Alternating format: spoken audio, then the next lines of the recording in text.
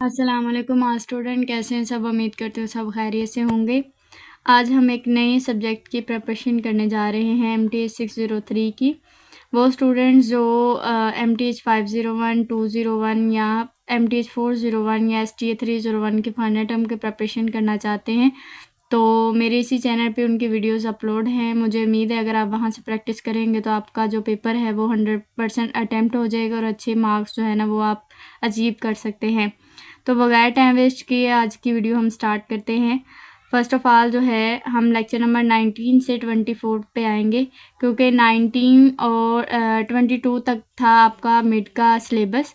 अब 19 से 24 हम इसलिए करने लगे हैं क्योंकि जो 19 से 22 के लेक्चर्स हैं वही बेसिकली 23 और 24 वाले लेक्चर्स में रिपीट करता है उस चीज़ को। तो इसलिए हम थोड़ा सा पीछे से करेंगे ताकि आपको जो कंसेप्ट है वो पहले क्लियर हो जाएं, तो फिर इनमें जो रिपीट होंगी वो चीज़ें तो वो आप इजीली देख लें।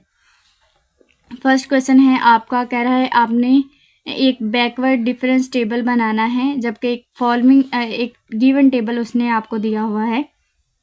तो हम सबसे पहले ये देखते हैं कि जो बैकवर्ड डिफरेंस टेबल है, बैकवर्ड डिफरेंस को हम डेल्टा से रिप्रेजेंट करते हैं। ठीक है, ये आपने जो है इसकी नोटेशन यानी सिंबल को आपने याद रखना है। जब हम बैकवर्ड के लिए करेंगे तो डेल्टा को यूज़ करेंगे। तो अब हम जो है बैकवर्ड डिफरेंस कैसे फाइंड करते हैं, तो फर्स्ट ऑफ ऑल जो है हमने अपने टेबल को वर्टिकल फॉर्म में लिखा। जैसे एक्स है 135 और अपने फंक्शन की वैल्यूज़ लिखी।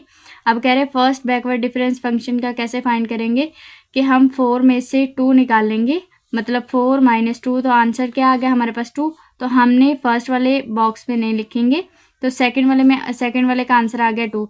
इसी तरह जब हमने 5 वाले का निकालेंगे, मतलब x5 पे फंक्शन का डिफरेंस निकालेंगे, तो हम 7 में से 4 निकालेंगे तो आंसर आ जाएगा 7 - 4, तो आंसर आ गया 3। तो मतलब यहाँ हमारा बैकवर्ड डिफरेंस आ गया 3। अब उससे आगे आ जाते हैं, जब हमने सेकंड बैकवर्ड डिफरेंस निकालना है तो हम इस 3 में से 2 माइनस करेंगे तो आंसर आ जाएगा 1। तो मुझे उम्मीद है कि आपको बैकवर्ड डिफरेंस वाला जो कॉन्सेप्ट था वो अच्छे से क्लियर हो गया होगा। अब उससे अगला टेबल है वो भी इसी तरह का है। कह रहा है आपने इसमें एक बैकवर्ड डिफरेंस टेबल जो है ना वो बनाना है, जबकि एक गिवन टेबल उसने आपको दिया हुआ है।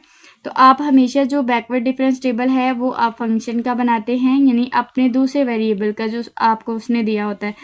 इसका आपको टेबल बनाना आता होगा। 4 में से 3 निकालो, 7 में से 3 निकालोगे आंसर 4 आ जाएगा। 14 में से 7 तो 7, इस 7 में से 4 निकालोगे तो आंसर 3।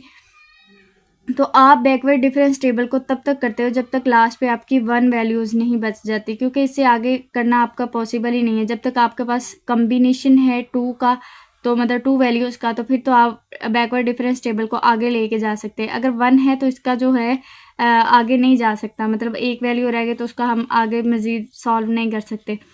अब उससे अगला क्वेश्चन है, ये भी सेम उसी तरह का है। तो आपको स्क्रीन पे ये क्वेश्चन का जो आंसर है वो शो हो रहा होगा। आपने इसकी प्रैक्टिस अब खुद करनी है। जहाँ से ना समझ आए या सॉल्व ना हो रहा तो आप मुझसे ज़रूर पूछ लीजिएगा, क्योंकि मेरी इसी चैनल की बायो में मेरी व्हाट्सएप ग्रुप का लिंक है। ज्वाइन करके आप ग्रुप में पूछना चाहे तो आपको जो है जल्दी रिस्पॉन्स मिलेगा इस चीज़ का। उससे अगला आ जाता है आपका क्वेश्चन नंबर 4। क्वेश्चन नंबर 4 में कह रहा है आपको एक इक्वेशन दे रहा है, आप उसको प्रूव करके बताएं। ठीक है, तो हम उसी को देखते हैं। अगर सिंगल आपके पास ई है तो आपको वो कह रहा है कि आपने शिफ्ट ऑपरेटर फाइंड करे। अगर उसके ऊपर वैल्यूज़ माइनस में है तो वो कह रहा है आप बैकवर्ड शिफ्ट फाइंड करके दें। तो आपने बेसिकली ये चीज़ अप्रूव करके उसको देनी है। तो हम उसको कैसे प्रूव करेंगे, सबसे पहले हम ये समझेंगे कि ये जो ई की पावर है -1/2, इसके साथ अपना एक फंक्शन लगाते हैं। हमने खुद से लेट किया एक फंक्शन x - 1/2। अब हम स्टेप में जो है हम सीरीज एक्सपेंशन ऑफ ऑपरेटर लगाएंगे, जिसमें हम कहेंगे कि a इक्वल है -1/2 के, और अब इसको हम बोलते हैं स्मॉल शिफ्टेड ऑपरेटर। ठीक है, इस तरह का s जो है ये आपको मेटा में मिल जाएगा, तो इसको हम बोलते हैं स्मॉल शिफ्ट ऑपरेटर। तो कहता है ये हमारे पास इक्वल है बैकवर्ड डिफरेंस के। ठीक है, ये अब हमने सीरीज़ एक्सपेंशन में ये चीज़ जो है वो खुद से लेट की है। तो अब क्या करेंगे, आप लिखेंगे जहाँ ए है उधर लिख दे 1/2 और इसके साथ जो है बैकवर्ड था उसके साथ आप लिख देंगे स्मॉल शिफ्टेड। अब उससे थोड़ा सा आगे आ जाते हैं जिसमें कहता है बेसिकली जो हमारे पास मीन जो है वो है हमारा फंक्शन जो हमने शुरू में लेट किया था। अगर हम इसको अंदर मल्टीप्लाई करेंगे तो यहाँ आ जाएगा f इंटू एक्स, मतलब हमारा फंक्शन जो इक्वल होगा वो होगा मीन के, मतलब u के। अब उसके बाद जो है ये वाला जो s हम पढ़ के आ रहे हैं इसको हम कह रहे थे स्मॉल शिफ्ट, ठीक है। ये इक्वल होगा हमारे बैकवर्ड डिफरेंस के, बैकवर्ड डिफरेंस टेबल के। तो टेबल यानी सॉरी फंक्शन के, तो वो इक्वल होता है F of function minus F of function x minus 1 जो रिप्रेजेंट करता है बैकवर्ड डिफरेंस को। तो उसे थोड़ा सा आगे आ जाते हैं। स्टेप नंबर 4 में हम क्या करेंगे, हमने इसी को अंदर मल्टीप्लाई करें जहाँ ये लेट किया हुआ था इसको अब हम करने लगे हैं अंदर मल्टीप्लाई किया। मल्टीप्लाई करने के बाद अपने फंक्शन को, तो यहाँ आ जाएगा, अगर हम इधर अपने फंक्शन को मल्टीप्लाई करें अंदर तो ये 1 है तो इसके साथ मल्टीप्लाई होगा तो ये वही आएगा, इसके साथ भी जो है वो फंक्शन आ जाएगा। अब कहता है कि हम जानते हैं कि हमने पढ़ा था कि जो हमारा फंक्शन है वो हमारे मीन के इक्वल होता है, हमने यू लगा दिया, -1/2 वैसे का वैसे ही आ गया। अब ये जो स्मॉल शिफ्ट है वो इक्वल होती है, स्मॉल शिफ्ट फंक्शन जो है वो हमारे पास एस के इक्वल होता है, मतलब स्मॉल शिफ्ट के इक्वल होता है। तो हमने ये उसे प्रूव करवा दिया। आपको मुझे उम्मीद है ये वाली चीज़ अच्छे से समझ आ गई होगी। क्वेश्चन नंबर 5 की तरफ चलते हैं। क्वेश्चन नंबर 5 में कह रहा है आपने मीन स्मॉल शिफ्ट लगी हुई है, आपने उसका backward difference plus forward difference. अब एक चीज़ याद रखेंगे, बैकवर्ड डिफरेंस का जो साइन था वो इस तरह का था, अब फॉरवर्ड डिफरेंस का जो साइन है वो इस तरह का है। ये दोनों चीज़ें जो है आप अच्छे से याद रखेंगे। कह रहा है आपने बेसिकली ये प्रूफ करके देना है। तो क्या बेसिक फार्मूले हैं जो आपको आने चाहिए, जब ये आएंगे तो आप इस क्वेश्चन को सॉल्व कर सकेंगे। अगर ये आपको फार्मूले नहीं आते ज़बानी तो आप मुझे नहीं उम्मीद कि ये क्वेश्चन को सॉल्व कर सकें। तो बेसिकली ये चीज़ें जो है ये आपने याद करनी है। जब ये चीज़ें याद होगी तो आपको ये क्वेश्चन जो है ना वो इजीली समझ भी आ जाएगा और जो है सॉल्व भी हो जाएगा। अब एक और चीज़ की बात कर लेते हैं, जैसे आपने ये प्रीवियस क्वेश्चन किया, ये तो या तो आपका 3 नंबर का आता है, ठीक है, मे बी, ठीक है, ये ज़्यादा पॉसिबिलिटीज़ नहीं है लेकिन ये ज़्यादा शॉर्ट में ही आते हैं। तो क्वेश्चन को ज़्यादा डिटेल में ना कीजिएगा, शॉर्टकट स्टेप्स को लीजिएगा और उसी के साथ जो है ना क्वेश्चन को सॉल्व कीजिएगा। अगर ये लॉन्ग में आ जाता है तो हर एक स्टेप ज़रूर कीजिएगा। अगर आप उसमें ऐड भी करना चाहें तो वो आप ज़रूर कीजिएगा, क्योंकि अगर वो 5 नंबर का है तो जब तक उसमें ज़्यादा स्टेप नहीं होंगे तो वो आपको उसके नंबर नहीं देगा। तो ये चीज़ें जो हमने पहले लेट की हुई थी, हमने क्या कहा कि हमने मीन और स्मॉल शिफ्ट को, अब स्मॉल शिफ्ट एस की जगह जो है ना हमने पीछे जो फार्मूला गिवन पढ़ा था वो लगा दिया, मीन वैसे का वैसे ही रहा। अब एक चीज़ और आ जाती है कि हमने क्या किया, अच्छा तो हम इन दोनों को ऐड करेंगे। ये चीज़ें आपने देख लेनी है, इनको मैंने डिटेल से सॉल्व किया हुआ है। उससे आगे आ जाता है, कहता है बैकवर्ड और जो मेन टॉपिक था आपका कि बैकवर्ड और फॉरवर्ड को जो है आपने ऐड करना है। दोनों फंक्शंस को आपने ऐड किया, ऐड करने के बाद आपने 2 पे डिवाइड किया। यहाँ 2 पे डिवाइड करने के बाद ये वाली चीज़ का जो आपने आंसर लेके आए थे, ये आगे ये स्टेप क्यों सॉल्व किया था, इसकी वजह से, ठीक है। तो अब इसकी वजह से यहाँ जो आपकी वैल्यूज़ आई हुई हैं, ठीक है, आप ये कह सकते हैं कि इसकी जगह आप लगा सकते हैं स्मॉल शिफ्ट और इसके साथ जो है मीन और साथ फंक्शन। तो हमने इसकी जगह ये वाली चीज़ लगा दी, ठीक है। अब एक और चीज़ आ जाती है यहाँ, सॉरी मीन भी आ जाएगा साथ। अब यहाँ से फंक्शन को कॉमन ले लें, इन दोनों में से कॉमन लें तो ये कटिंग हो जाती है, बाकी ये वही चीज़ जो है आपको प्रूव हो गई। ये भी क्वेश्चन आपको अच्छे से समझ आ गया होगा। अब एक और चीज़ कंसेप्ट जो है आपको ज़रूर देने थे, मुझे उम्मीद थी मैं पहले दूँ लेकिन सॉरी ये थोड़ा सा आगे क्वेश्चन आ गया आपका। कहता है बेसिकली हमें पता होना चाहिए इस ई को बोलते हैं शिफ्ट ऑपरेटर, ये जो अभी हम क्वेश्चन में सॉल्व कर रहे थे। तो इसका काम होता है कि हमारी भी किसी भी फंक्शन की 1 यूनिट जो राइट साइड पे होगा उसकी शिफ्ट ऑफ फंक्शन को फाइंड करके देना, ठीक है। अगर कहें कि अगर इसके ऊपर -1 पावर आ जाती है तो ये बेसिकली हमारी बैकवर्ड शिफ्ट को रिप्रेजेंट करती है, ठीक है। अब इससे आगे आ जाता है, अगली डेफिनेशन है आपके पास एवरेज ऑपरेटर की। एवरेज ऑपरेटर को बेसिकली हम बोलते हैं मीन, किसी भी फंक्शन का मीन जो है वही आपके पास एवरेज ऑपरेटर होता है। ये उसका फार्मूला है, इसको आपने अच्छे से याद कर लेना है। अब एवरेज ऑपरेटर आपके पास जो फंक्शन के पॉइंट्स है वो कौन से हो सकते हैं, या तो x+1 हो सकता है या x-1 हो सकता है। आगे आ जाता है डिफरेंशियल ऑपरेटर। डिफरेंशियल ऑपरेटर में बेसिकली आपके डेरिवेटिव्स ऑफ फंक्शन होते हैं। डिफरेंशियल ऑपरेटर एक्सप्लेन करता है किसी भी फंक्शन के डेरिवेटिव्स को, ठीक है।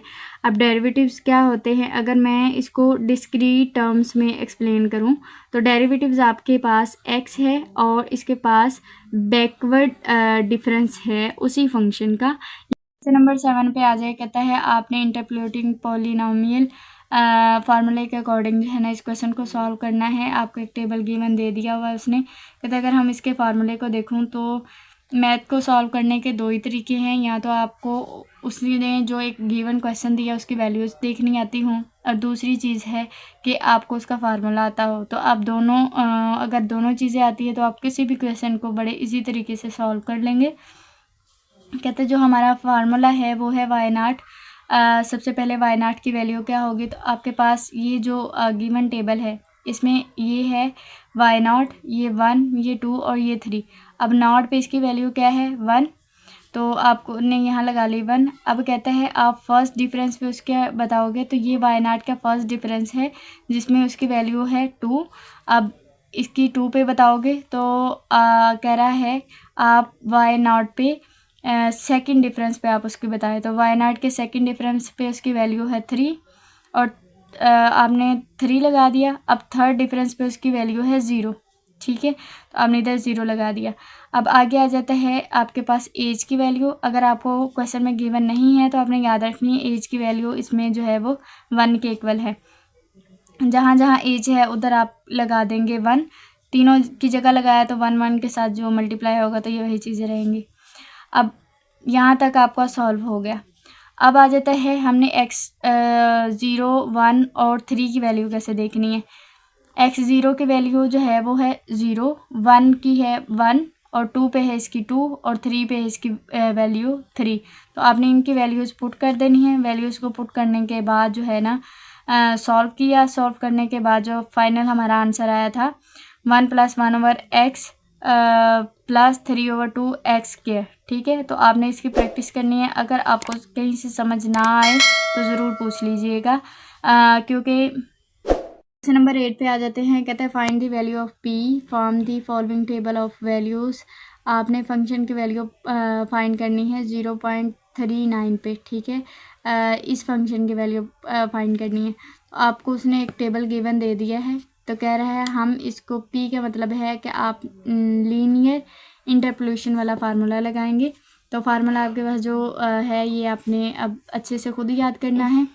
फार्मूले के अकॉर्डिंग अगर हम क्वेश्चन को सॉल्व करें तो आपने याद रखना है ये ऊपर वाले जो है वो सारे x वेरिएबल हैं और ये जो है वो आपके पास फंक्शन यानी y वेरिएबल है, ठीक है। तो सबसे पहले आपने देखना है कि x0 पे, पहले देखते हैं y0 पे क्या वैल्यूज़ थी।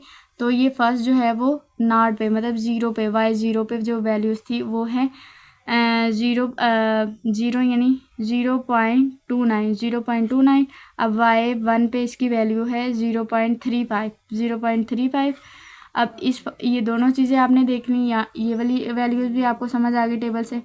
अब x की वैल्यू जो है वो आपके पास वो है आपने फाइंड करनी है फंक्शन को 0.39, मतलब यहाँ x की वैल्यू आपको बता रहा है, यहाँ x की वैल्यू है हमारे पास आ गई 0.39। अब आगे x0 की वैल्यू क्या होगी, जैसे ये y0 था, ये ऊपर वाला हमारे पास x0 है, x0 है हमारे पास 0.4, x1 है हमारे पास 0.5। तो हमने इस फार्मूले के अकॉर्डिंग जो है वैल्यूज़ को पुट किया। पुट करने के बाद डिवाइड किया, लास्ट पे डिवाइड करने के बाद जो हमारा फाइनल आंसर आया था फंक्शन की वैल्यू अगर x की वैल्यू हो 0.39 तो आंसर आता है हमारा इस टेबल के अकॉर्डिंग 0.284। आपने इसकी प्रैक्टिस ज़रूर करनी है। अब उससे आगे आ जाते हैं कि टू एस्टिमेट दी फंक्शन। अगर आपने फिर से फंक्शन की वैल्यू फाइंड मतलब करनी है, x की वैल्यू फाइंड करनी है 38। अगर कह रहा है आपको x की वैल्यू जो है वो 38 है तो आप बताएं फंक्शन की वैल्यू क्या बनेगी। आपको टेबल फिर से वही गिवन है। मैंने यहाँ जो है ना क्वेश्चन को इसके अकॉर्डिंग जो है ना फार्मूले को लिखा है। अगर आपको ये वाला फार्मूला अच्छे से समझ आ गया था तो आप ये वाला भी लिख सकते हैं। अगर आपको यहाँ वो क्वेश्चन में एक्स और फंक्शन एक्स दे रहा है तो मेरे ख्याल में ये वाला फार्मूला आपके लिए बेस्ट रहेगा, क्योंकि आप खुद से उससे ना बताएं कि हम इसको वाई ऐड कर लेते हैं। अगर आपको वाई वाला ज़्यादा अच्छा लगता है तो वो आप वैसा भी कर सकते हैं। तो कह रहा है बेसिकली हमने उसे बताना है वाई नॉट पे, मतलब यहाँ हमने पढ़ा था पहले वाई नॉट यानी हमने देखा कि हमारे फंक्शन की वैल्यू यहाँ जो x की वैल्यू है वो 3.8 है। तो यहाँ हम टेबल के अकॉर्डिंग देखेंगे, ये हम 3 से बैकवर्ड जाएंगे, ठीक है। तो ये हमारे पास x0 है, ये x1 है और ये x3 है, ठीक है, सॉरी 2 है। मैंने इसको जो है वो ज़्यादा क्लियर लिख देती हूँ ताकि आपको समझ आ जाए, आपने इसको भी ध्यान में रखना है। तो यहाँ हमारे पास फंक्शन नॉट की वैल्यू है, यहाँ 1 की वैल्यू है और यहाँ फंक्शन 2 की वैल्यू है। तो ये चीज़ आपको अच्छे से समझ आ गई होगी वैल्यूज़ की, क्योंकि थोड़ा सा डिफरेंस था इसके अकॉर्डिंग ऊपर वाले क्वेश्चन के अकॉर्डिंग, तो मैंने वो आपको बता दिया है। वैल्यूज़ की भी अच्छे से समझ आ गई, फार्मूला आपके पास गिवन है, आपने वैल्यूज़ को पुट करना है। पुट करने के बाद जो हमारा फाइनल आंसर आया था वो है 8.8। क्वेश्चन नंबर हमारा 10 है, जिसमें कह रहा है आपको एक टेबल गिवन दिया गया है, आपने इस टेबल के अकॉर्डिंग जो मेथड यूज़ करना है वो न्यूटन बैकवर्ड डिफरेंस मेथड है। और आपने फंक्शन की वैल्यू अगर x11 है तो आपने एक फंक्शन की वैल्यू उसको फाइंड करके देनी है। तो सबसे पहले हमने एक बैकवर्ड डिफरेंस टेबल बनाया। बैकवर्ड डिफरेंस टेबल आपको बनाना आता होगा क्योंकि प्रीवियस क्वेश्चन हम इसी मेथड से सॉल्व करके आए हैं। तो आप बैकवर्ड डिफरेंस मेथड तब तक यूज़ करते हैं जब तक आपके पास एक सिंगल वैल्यू नहीं रह जाती। आप अगर यहाँ तक यूज़ करते तो वेल एंड गुड था, मैंने थोड़ा सा आगे कर दिया है ताकि जो है आपको इसमें कोई इशू ना हो। तो बेसिकली देखो ये चीज़ तो हमारे पास 0 ही है, वैल्यू तो हमारे पास एक ही बच रही है। अब इसका फार्मूला जो था, अगर हमने 11 फाइंड करना है तो फंक्शन 10 p डिफरेंस मेथड 10 पे बताएंगे, फिर p+1। अब इनको हम सॉल्व करेंगे 3 तक, ठीक है, बस 3 तक सॉल्व करेंगे। पोलिनोमियल मतलब जो हमारे पास न्यूटन्स बैकवर्ड डिफरेंस मेथड है उसको हम 3 पोलिनोमियल्स तक जो है वो सॉल्व करेंगे। तो अगर हम इसे यहाँ से देखते हैं कि हमारी फार्मूले के अकॉर्डिंग p की वैल्यू क्या है, p+1 की वैल्यू जो है p+2 p+3 और फंक्शन 10 पे इसकी वैल्यू है 1031। अब हमने इस गिवन फार्मूले में इसकी वैल्यूज़ को पुट किया। पुट करने के बाद जो है फंक्शन 11 मतलब x की अगर वैल्यू 11 है तो एक फंक्शन की वैल्यू जो है वो आई है 1414.7.3। सॉरी, फंक्शन की वैल्यू जो है वो हमारे पास आ गई 1414.75। उससे आगे आ जाते हैं क्वेश्चन नंबर 11 में। देखेंगे कह रहे आपने अगर आपके पास x की वैल्यू है 2.5 तो फंक्शन की वैल्यू जो है आप फाइंड करके बताएंगे, लेकिन अब मेथड यूज़ करेंगे Lagrange method, Lagrange interpolation method, ठीक है। उसका फार्मूला जो है वो है हमारे पास एक फंक्शन x वेरिएबल की वेरिएशन फॉर्म है और LI का मतलब है लैग्रेंज किसी जो है फंक्शन की फाइंड करना। तो सबसे पहले ये देखेंगे कि हमारा फंक्शन की वैल्यू मतलब हमारे x वेरिएबल्स कितनी टर्म्स में है, 3 टर्म्स में। तो हम जो इसमें लैग्रेंज इंटरपोलेशन फार्मूला यूज़ करेंगे उसको भी 3 टर्म्स में करेंगे।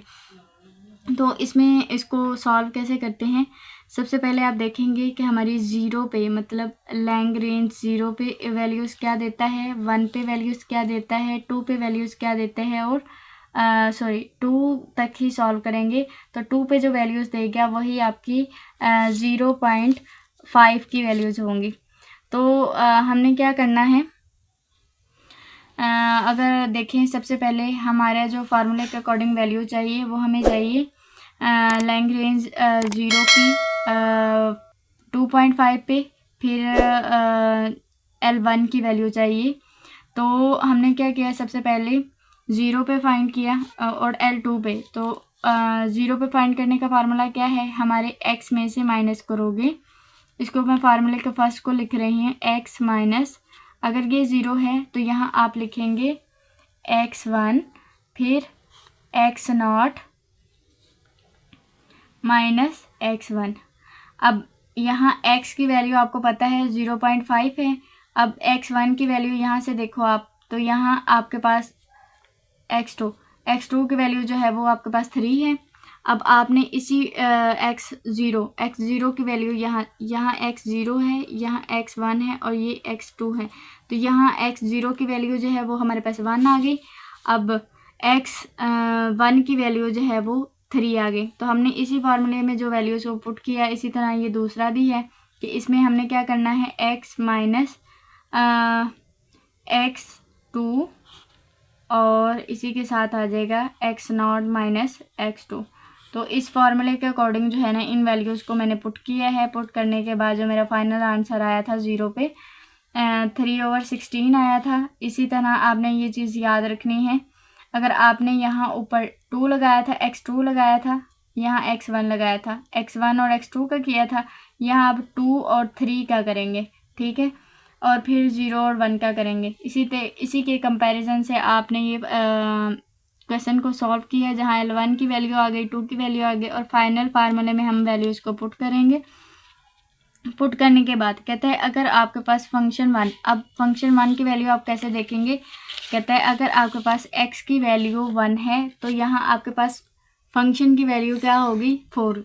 अगर x की वैल्यू 3 है तो फंक्शन की वैल्यू होगी 18। अगर x की वैल्यू आपके पास 7 है, फंक्शन की वैल्यू होगी आपके पास 21। अब आपने यही वैल्यू जो है इसमें पुट करने के बाद जो फाइनल आंसर आया था, मतलब अगर आप से पूछे कि फंक्शन फाइंड करें 2.5 पे, तो वहाँ वैल्यूज़ आ रही थी 15.28125। तो ये हमारा एक फ़ाइनल आंसर था। क्वेश्चन नंबर 12 जो हमारी इस वीडियो का पार्ट नंबर 1 का एक लास्ट क्वेश्चन है, उसको देख लेते हैं। कहता है आपने इसको भी उसी मेथड से सॉल्व करना है जैसे अभी आपने प्रीवियस किया है। तो सबसे पहले आपने डिफरेंस फाइंड किया, डिफरेंस फाइंड करने के बाद आपने फार्मूला लगाया। कह रहा है यहाँ आपने फंक्शन को 18 तक, मतलब x की वैल्यू 18 तक जो है ना इसको सॉल्व करना है। तो हमने क्या किया, कहते हैं जब मैंने इसको सॉल्व किया तो 4 तक किया था। कहते हैं अगर मैंने फंक्शन 6 पे फाइंड करना, यहाँ x की वैल्यू जो है वो 5 तक है तो फंक्शन की वैल्यूज भी है 5 तक। अब हम 6 तक फाइंड करने के लिए 5 की फंक्शन की वैल्यू और 5 के डिफरेंस की वैल्यू को ऐड करेंगे, ठीक है।